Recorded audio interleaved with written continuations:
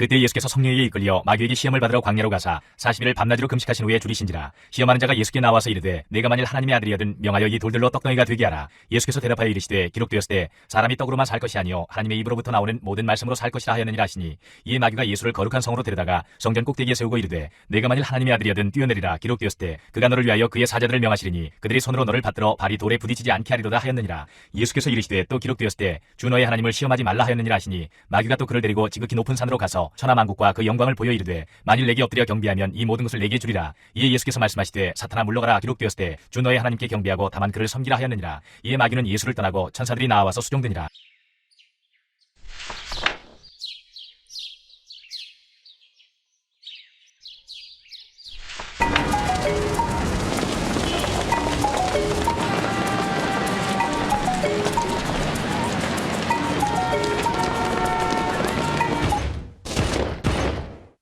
우와!あれ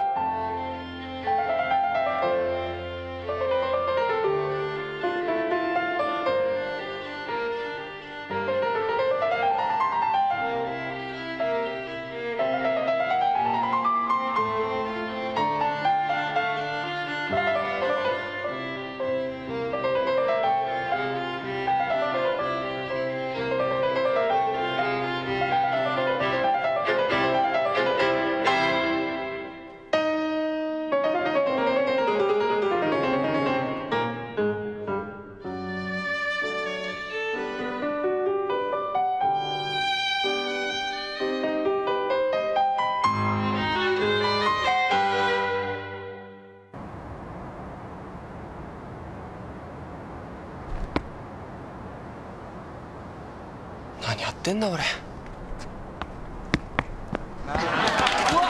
いな。すごい引っかかんなかった。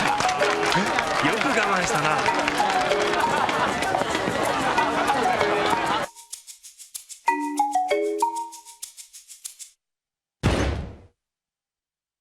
이제 여러분들의 차례입니다. 우리는 이렇게 유혹을 받습니다. 만약에 시간이 멈춘다면 여러분들은 무엇을 하고 싶으십니까? 예수님께서도 아무도 없는 광야에서 마귀에게 시험을 받으셨습니다. 아니, 정확하게 말한다면 유혹을 받으신 것이죠. 시험은 축복을 향한 통과 의례이기 때문에 하나님께서 하시는 일이지만, 유혹은 파멸을 향한 욕망이기 때문에 마귀가 벌리는 함정입니다. 주님께서는 마치 시간을 멈춘 것처럼 그 누구도 알 수 없고 볼 수 없는 이 광야에서 우리에게 앞서서 마귀에게 유혹을 받으셨고 또 그 유혹을 이겨내셨습니다. 그렇다면 오늘도 마귀의 유혹 속에서 살아가고 있는 저와 여러분, 우리들도 예수님만 본받는다면 예수님처럼 유혹을 이겨낼 수 있는 줄로 믿습니다. 오늘 본문의 말씀은 우리가 잘 아는 예수님께서 받으신 광야에서의 세 가지 유혹입니다. 이 세 가지 유혹은 각각 첫 번째로 돌덩이를 명하여 떡덩이가 되게 하라, 두 번째로 성전 꼭대기에서 뛰어내려라, 세 번째로 나에게 절하면 모든 것을 주겠다 였습니다. 이 세 가지 유혹을 이겨내신 예수님의 비결은 무엇이었을까요? 네, 하나님의 말씀이었습니다. 주님께서는 마귀의 유혹 때마다 대답하실 때에 기록되었을 때 하고 밝히시면서 오직 하나님의 말씀으로 유혹을 이겨내셨던 것이죠. 이처럼 항상 성경 말씀을 읽고 배우고 묵상하면서 주님처럼 마귀의 유혹을 이겨내는 저와 여러분이 되기를 축복합니다. 마귀의 유혹을 이기는 비결은 하나님의 말씀이 맞습니다. 오늘은 그 말씀을 가지고 구체적으로 주님께서 어떻게 마귀의 관계를 파악해내시고 이겨내셨는지를 한번 살펴보면서 은혜를 받고 마귀의 유혹을 이겨내시기를 축복합니다. 마귀와 세상이 그리스도인들에게 주는 유혹은 무엇일까요? 첫 번째로 홀로 서기의 유혹입니다. 시험하는 자가 예수께 나와서 이르되 내가 만일 하나님의 아들이거든 명하여 이 돌들로 떡덩이가 되게 하라. 예수께서 대답하여 이르시되 기록되었으되 사람이 떡으로만 살 것이 아니요 하나님의 입으로부터 나오는 모든 말씀으로 살 것이라 하였느니라 하시니. 아멘. 마귀의 세 가지 유혹은 자세히 보면 한 가지 유혹입니다. 그것은 바로 네가 하나님의 아들인가 하는 유혹이었습니다. 그 이유는 본문 3절과 6절에서 반복해서 마귀가 예수님께 이렇게 묻고 있습니다. 내가 만일 하나님의 아들이거든. 즉 마귀는 지금 예수님께 하나님께서는 너의 아버지가 아닌 것 같은데?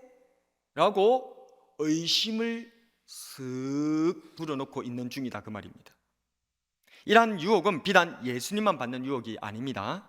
축복의 땅, 천국의 모형이라고 불리던 이 에덴 동산에서도 있었습니다. 바로 창세기 3장에 뱀의 유혹에 빠졌던 아담과 하와의 이야기입니다.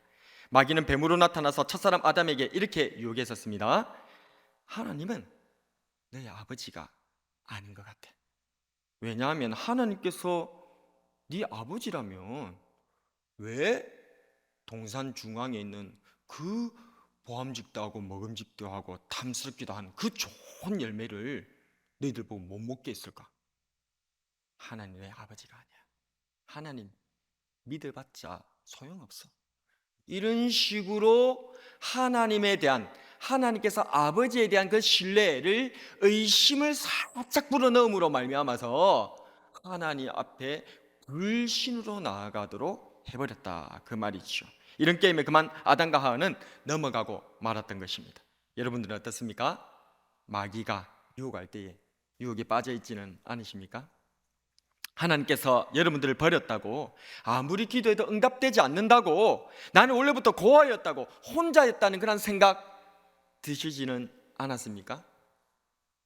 예전에 제가 서울 강남에 있었을 때에 석천호수에 매일 점심 먹고 나가면 바로 옆에 그 석천호수이기 때문에 그냥 먹고 뭐 할 일 없으니까 배 꺼뜨리는 마음으로 전도하러 그렇게 다녔습니다. 그 석천호수가 이렇게 호수를 끼고 두 개의 호수가 이렇게 돼 있거든요. 그럼 여기서 시작해서 쭉 가는 겁니다. 근데 사람들이 보면 그게 운동하러 산책하러 나온 사람들이 이 한쪽 방향으로 돌아요. 이렇게. 그러니까 이쪽에서 이렇게 돌거든요. 그럼 저는 어느 방향으로 돌까요? 그 반대 방향으로 이렇게 걸어가는 겁니다. 그 반대 방향으로 이렇게 걸어가면 다 거기 있는 사람들 만나거든요. 그러면 이제 제가 명함전도지를 하나 만들어 가지고 그거 딱 주머니에 넣고 이제 그거 딱 이렇게 전해주면서 예수님 믿고 천국 가시라고, 그러면서 이렇게 복음을 전하고 이렇게 했습니다. 근데 이제 이 전도지가 마지막 한 장 남은 거예요. 그래서 이 한 장, 이제 이 한 장을 전하고 나는 무거운 짐을 벗으리라. 이제 그러면서 이제 한 장 마지막에 이제 주려고 했는데 한 아저씨가 보이는데 이 아저씨가 복병인 거예요. 이 아저씨가 흐름한 그런 노숙자처럼 그렇게 앉아 계셨는데 이분이 제가 예수님 믿고 천국 가세요라고 이렇게 했더니 저를 딱 보더니 옆에 앉아보라는 거예요. 벌써 쎄하죠. 이분이 저한테 얘기를 탁 하면서 앉아보라고 딱 하면서도 이 옷깃을 이렇게 들썩들썩 하더라고요.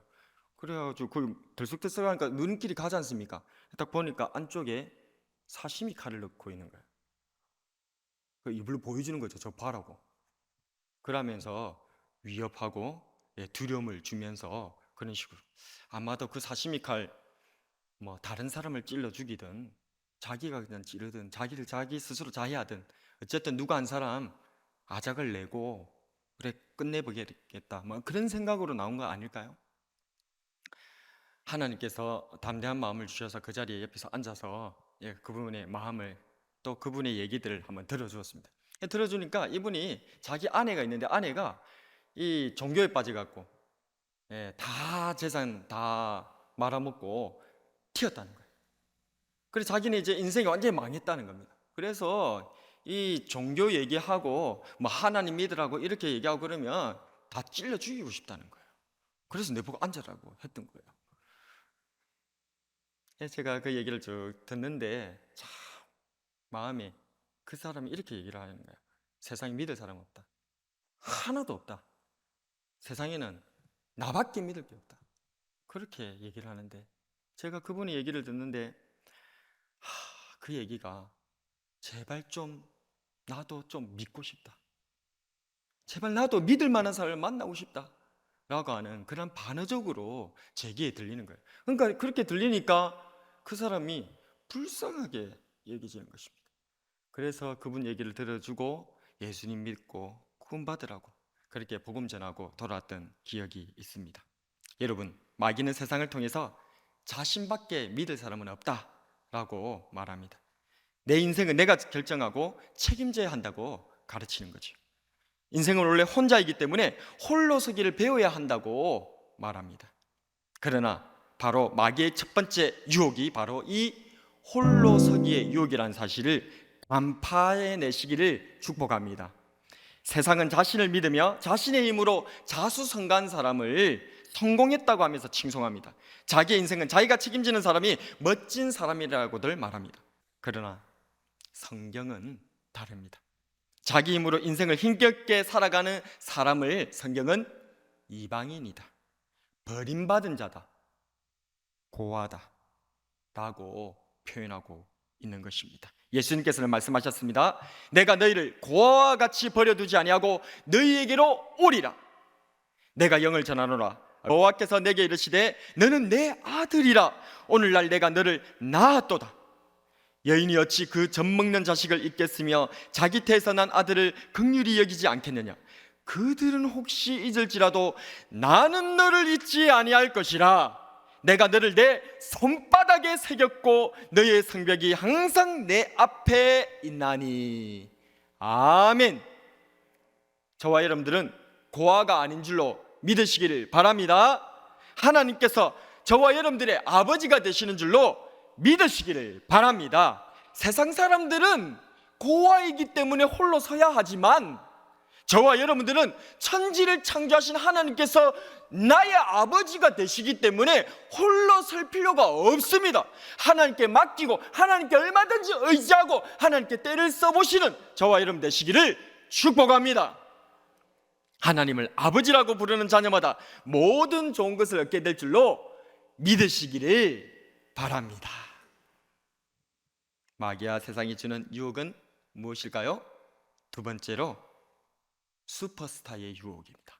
이르되 네가 만일 하나님의 아들이여든 뛰어내리라. 기록하였을 때 그가 너를 위하여 그 사자들을 명하시리니 그들이 손으로 너를 받들어 발이 돌에 부딪히지 않게 하리로다 하였느니라. 예수께서 이르시되 또 기록되었을 때 주 너의 하나님을 시험하지 말라 하였느니라 하시니. 아멘. 요즘 아이들에게 꿈이 뭐냐고 물어보면 많은 아이들이 아이돌, 슈퍼스타가 되고 싶다라고 얘기를 합니다. 심지어 터무니없거나 나쁜 짓을 해서라도 사람들의 이목을 끌고 관심만 끌 수 있다면 그 일을 저질러버리는 세대, 그게 지금 요즘 우리 자녀들, 아이들이 처해져 있는 현상입니다. 그렇습니다. 현대는 슈퍼스타의 시대입니다. 예전에는 슈퍼스타는 특별한 사람들만 될 수 있다라고 우리는 생각했지 않습니까? 그런데 요즘은 누구나 슈퍼스타가 될 수 있다라고 말합니다. 세상과 미디어가 슈퍼스타가 될 수 있다고 부추기고 있습니다. 그렇다면 과연 이것이 우리 아이들만의 문제일까요? 우리 아이들이 슈퍼스타를 꿈꾼다면 우리 어른들은 화려한 성공을 꿈꾸지 않습니까? 멋지게 성공해서 사람들의 환호를 받는 그런 사람이 되고 싶고, 도박으로 일확천금을 꿈꾸거나 로또 같은 대박을 꿈꿉니다. 한 방으로 인생 역전, 플렉스 한번 해보고자 하는 그러한 욕망이 우리 속에서 꿈틀꿈틀 된다는 것입니다. 세상 사람들만 이런 것일까요? 아닙니다. 교회 안에서도 예수를 믿는다고 하는 우리 그리스도인들조차도 슈퍼스타의 꿈, 성공의 꿈에 사로잡혀 있습니다. 세상 사람들과 똑같이 돈, 권력, 명예가 있으면 복을 받은 것이고, 이것이 없다는 죄를 지었거나 저주를 받았다라고, 하나님께 버림받았다고 생각한다는 것입니다. 더 심각한 것은 심지어 영적인 부분에 있어서도 슈퍼스타가 되고 싶은 유혹에 빠진다는 것입니다. 오늘 본문에서 마귀는 유혹합니다. 기도하는, 심지어 세상 모든 유혹을 끊고 금식 기도를 드리고 있는 예수님께 이 마귀가 찾아와서 유혹한 것이죠. 게다가 예수님을 이 거룩한 곳, 성전, 하나님의 집 이 꼭대기에다가 세워놓고는 유혹을 했습니다. 심지어 예수님처럼 이제는 성경 말씀을 인용해서 예수님께서 기록되었을 때 이라면서 말씀으로 딱 받아치니까 이제는 마귀도 되어야 하는 겁니까? 말씀 한 구절 다시 또 갖고 와가지고 자기 쪽에서 좋은 것으로 아전인수격으로 그렇게 끌어다가 붙여가지고 그 말씀을 인용해서 예수님을 유혹하는 것입니다. 뭐라고요? 의역을 하면 기록하였으되 천사가 받아줄 것이니 거룩한 성전 꼭대기에서 뛰어내려라. 이런 식으로 마귀가 예수님께 유혹했다는 것입니다. 영적인 슈퍼스타가 되라는 것이죠. 치유, 축사, 예언 등 사람들의 이목을 주목시키고 사람들의 환호를 받는 교회에서 그리스도인들 사이에서도 슈퍼스타가 한번 돼보라는 것입니다.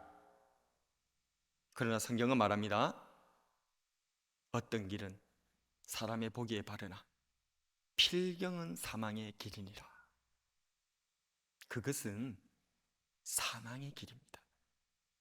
성경에 기록된 세상적 기복에만 사로잡혀서 여전히 세상적 가치관에 푹 빠진 채로 하나님도 성경도 내 마음대로 이용해 먹으려고 하는 그런 생각은 사망의 길이다, 그 말입니다. 예수님께서는 저와 여러분이 슈퍼스타가 되도록 하기 위해서 이 땅에 오신 것이 아닙니다.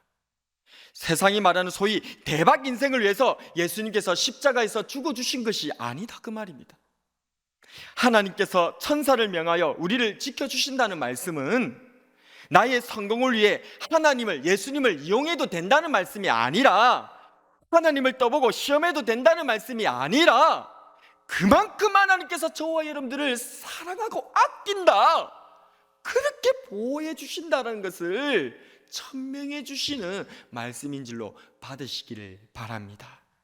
그런데도 이런 아버지의 사랑을 떠버리려고 우리의 귀한 아들, 딸들이 높은 곳에서 지금 뛰어내리려고 하면, 내 자식이 아빠 저 사랑하시죠? 엄마 저 사랑하시죠? 저 이제 뛰어내려요. 뛰어내리면 받아주셔야 돼요. 내 사랑하잖아요. 이런 식으로 우리 아들과 딸이 지금 여기 교회 꼭대기에서 뛰어내린다고 하면 그게 가당찮은 말이겠습니까? 이게 얼마나 그런 모습을 보는 부모의 마음은, 우리 자녀가 만약에 그렇다고 한다면 얼마나 마음이 불붙고 얼마나 마음이 안타깝고 얼마나 마음이 타오르겠습니까? 그런데 하나님의 자녀된 우리가 그렇게 한다고요? 그래서 예수님께서는 말씀하셨던 것입니다. 주 너의 하나님을 시험하지 말라. 주 너의 하나님을 시험하지 말라. 하나님께서 아버지 되심을 의심하지 말고, 하나님의 사랑을 시험하지 말고, 하나님 아버지 되심을 믿고 맡기고 사랑하시는 저와 여러분이 되시기를 바랍니다. 그러므로 내가 슈퍼스타가 되려고 하지 말고, 나를 사랑하시고 나를 구원하시는 예수님을 슈퍼스타로, 내 인생의 진정한 슈퍼스타로 모시는 저와 여러분이 되기를 축복합니다. 세상에서, 심지어 교회에서까지 슈퍼스타가 되라고, 영광과 주목을 받으라고 유혹하는 마귀의 유혹 앞에서 우리도 주님처럼 명령합시다. 주 너의 하나님을 시험하지 말라. 아멘. 마귀와 세상이 주는 유혹은 무엇입니까? 마지막으로 효율의 유혹입니다. 이르되 만일 내게 엎드려 경배하면 이 모든 것을 내게 주리라. 이에 예수께서 말씀하시되 사탄아 물러가라. 기록되었을 때 주 너의 하나님께 경배하고 다만 그를 섬기라 하였느니라. 아멘. 첫사람 아담은 하나님의 말씀에 순종하는 것보다 뱀이 하는 말에 귀를 기울였습니다. 그 이유는 뱀이 제시하는 길이 자신의 꿈을 이루는 데에 보다 빠르고 쉬웠기 때문에 그렇습니다.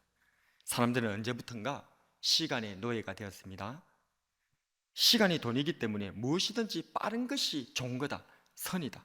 좀 더 빠르고 쉽게만 할 수 있다면 그것이 바로 선이다, 옳은 것이다, 최고다 라고 말들 한다는 것입니다. 특별히 우리 한국 사람들 같은 경우에는 빠르게 우리들은 빨리빨리 빠르고 쉽게 효율을 추구한다는 거죠. 그렇습니다. 효율성의 시대를 살아가고 있다는 말이죠. 효율적인 것은 선, 비효율적인 것은 악이라는 잣대가 이미 우리의 삶을 지배하고 있습니다. 1970년대 이후 우리 사회는 산업화가 가속되었습니다. 잘 살아보세를 외치면서 뭐든지 쉽게 빠르게 이룰 수만 있다면 뭐로 가면 서울만 가면 되고 공 잡는 게 매라는 생각이 우리의 생각을 지배했죠. 그런데 문제는 이 산업화의 시대사조가 교회에도 그대로 적용되고 있다는 겁니다. 효율이 좋은 부서는 선한 부서고, 효율이 더 좋은 선교사가 선한 선교사이며, 효율이 더 좋은 대형 교회가 선한 교회다는 거예요. 물론 효율이 좋은 것 자체는 죄가 아닙니다. 효율 좋은 것은 좋은 것이죠. 그러나 그것이 하나님께서 인정하시는 선이냐라고 질문한다면 이 질문 앞에서는 정확하게 답변을 내리기가 주저가 된다, 그 말이죠. 반대로 효율이 나지 않는 부서는 악한 부서가 되고, 효율이 나지 않는 선교사는 악한 선교사가 되며, 효율이 나지 않는 작은 교회는 악한 교회, 모자란 교회, 잘못하는 교회로 취급을 받기 일쑤라는 것입니다. 세상은 효율이 선이지만 교회는 효율이 선일 수는 없습니다. 만약 효율의 잣대로 하나님을 평가할 수 있다면 죄인을 향해서 끝없이 투자하시는 하나님께서는 미련한 하나님이 되고 맙니다.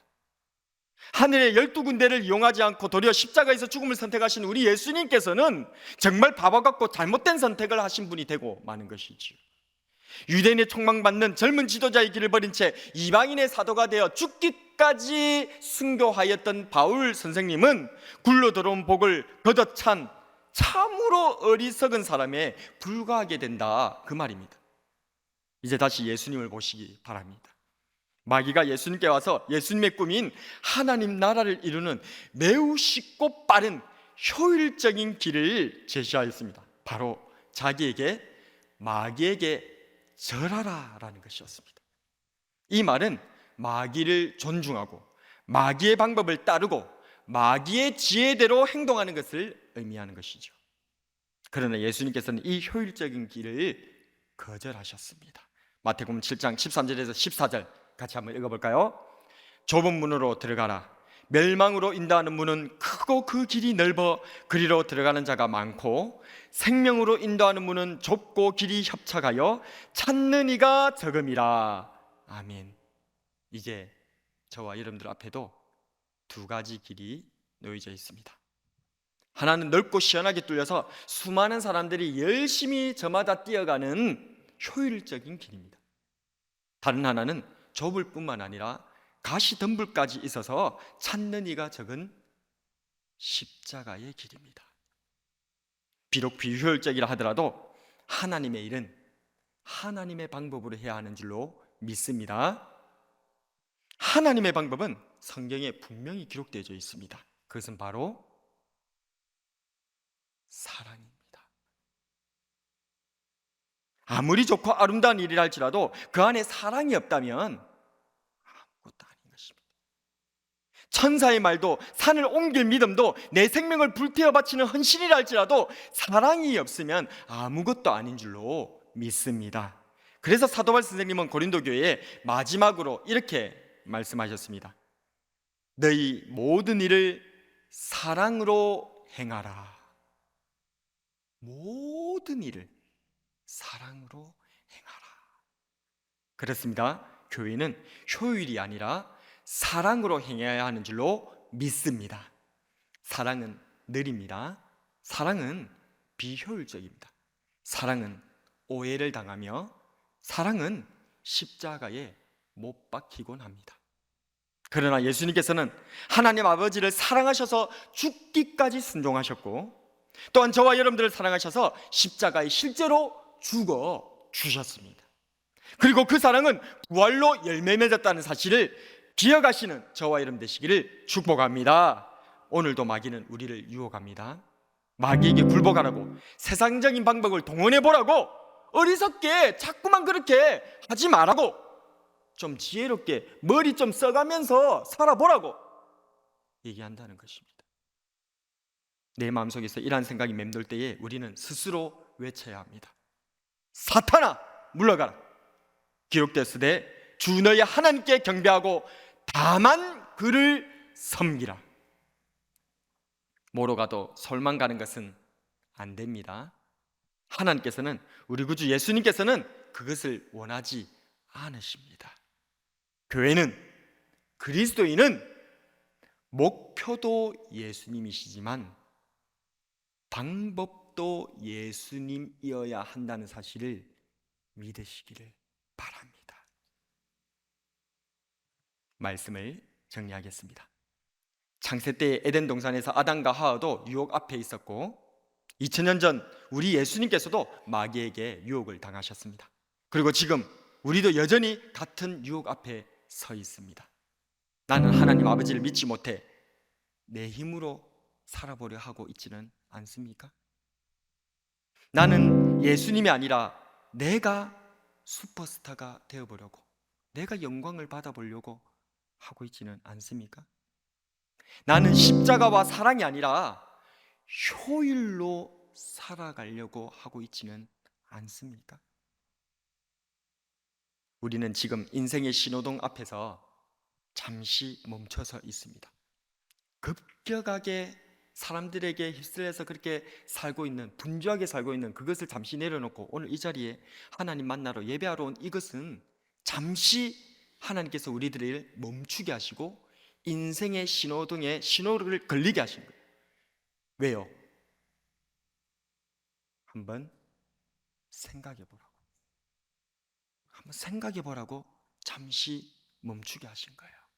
그래서 말씀 듣는 시간은 사실 생각해 보는 시간입니다. 하나님을 생각해 보고 내 자신을 생각해 보고. 빨간불인데도 옆 사람이 건너가니까 나도 모르게 따라갈 수도 있습니다. 목적지도 아닌데 사람들에게 떠밀려서 다른 엉뚱한 곳에 내릴 수도 있습니다. 마귀가 주는 유혹, 세상이 주는 유혹 앞에서 하나님께서 내 아버지 되심을 믿으시고 슈퍼스타이신 예수님께만 모든 영광을 돌리시며 한 손엔 복음 들고 한 손엔 사랑을 들고 십자가의 길, 순교자의 삶을 살아가시는 저와 여러분이 되길 주님의 이름으로 축복합니다.